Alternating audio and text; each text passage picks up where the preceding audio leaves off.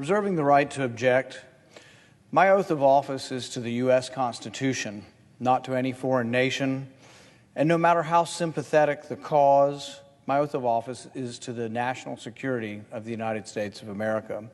We cannot save Ukraine by dooming the U.S. economy.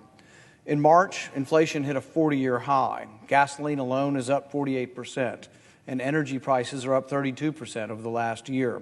Food prices have increased by nearly 9%. Used vehicle prices are up 35% for the year, and new vehicle prices have increased 12% or more. Yes, inflation doesn't just come out of nowhere. It comes from deficit spending. The United States spent nearly $5 trillion on bailouts, leading to one of the highest and most sustained levels of inflation in U.S. history. Americans are feeling the pain, and Congress seems intent only on adding to that pain by shoveling more money out the door as fast as they can. This bill under consideration would spend $40 billion. This is the second spending bill for Ukraine in 2 months, and this bill is 3 times larger than the first. Our military aid to Ukraine is nothing new, though. Since 2014, the United States has provided more than $6 billion in security assistance to Ukraine, in addition to the $14 billion Congress authorized just a month ago. If this bill passes, the U.S. will have authorized roughly $60 billion in total spending for Ukraine. For those who say this is not enough, for those of you in this chamber who say that our military spending is never enough, let's put $60 billion into perspective. According to Elias Youssef, a security assistant at the Stimson Center, Kiev would become the largest yearly recipient of U.S. military aid of the past 2 decades.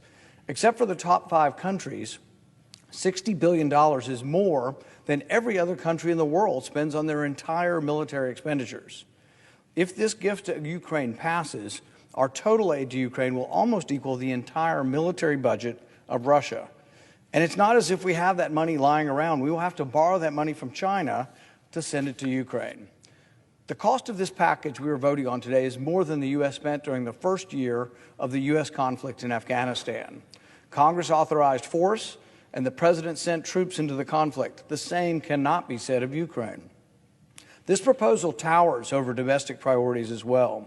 The massive package of $60 billion to Ukraine dwarfs the $6 million spent on cancer research annually. $60 billion is more than the amount the government collects in gas taxes each year to build roads and bridges. The $60 billion to Ukraine could fund substantial portions or entire large cabinet departments. The $60 billion nearly equals the entire State Department budget. The $60 billion exceeds the budget for the Department of Homeland Security and for the Department of Energy. And Congress just wants to keep on spending and spending. Our allies and partners have sent aid to Ukraine. Some of them even broke long-standing traditions by sending military assistance. Germany, Poland, the United Kingdom, and others are stepping up to defend Ukraine like never before. In other words, it's not all about us. It isn't that we always have to be the Uncle Sam, the policeman that saves the world, particularly when it's on borrowed money. Yet the United States accounted for nearly half of what's been spent so far. With a $30 trillion debt, America can't afford to be the world's policeman. The U.S. is trying to recover from the $1.6 trillion we spent on wars in the Middle East, not to mention the $5 trillion borrowed for. We should not forget that the Soviet Union collapsed in large part, not because it was defeated militarily, but because it ran out of money. In an attempt to save Ukraine, will we doom the United States to such a future? In the past 2 years, the U.S. has borrowed more money than at any time in our history. We are already experiencing the greatest rate of inflation in over 4 decades. The assault on monetary discipline is untenable, and it cannot go on forever. Unless we put an end to the fiscal insanity, a day of reckoning awaits us. Congress should evaluate the cost of continuing down this path. The biggest threat to the United States today is debt and inflation and the destruction of the dollar. We cannot save Ukraine by killing our economic strength.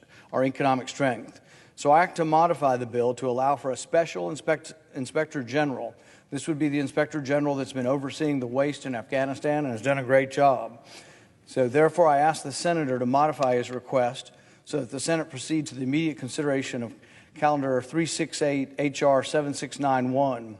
Furthermore, that the Paul Amendment that has to be considered and agreed to, the bill as amended, be considered read a third time, and the Senate vote on passage of the bill as amended with a 60 affirmative vote threshold for passage. Does the leader so modify his request? Reserving the right to object. It's clear from the junior senator from Kentucky's remarks he doesn't want to aid Ukraine. That is not the case for the overwhelming majority here. Again, all he will accomplish with his actions here today is to delay that aid, not to stop it.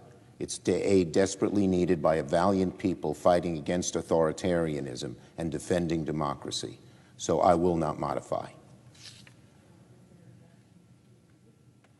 Is there an objection to the original request? I object. Objection is heard.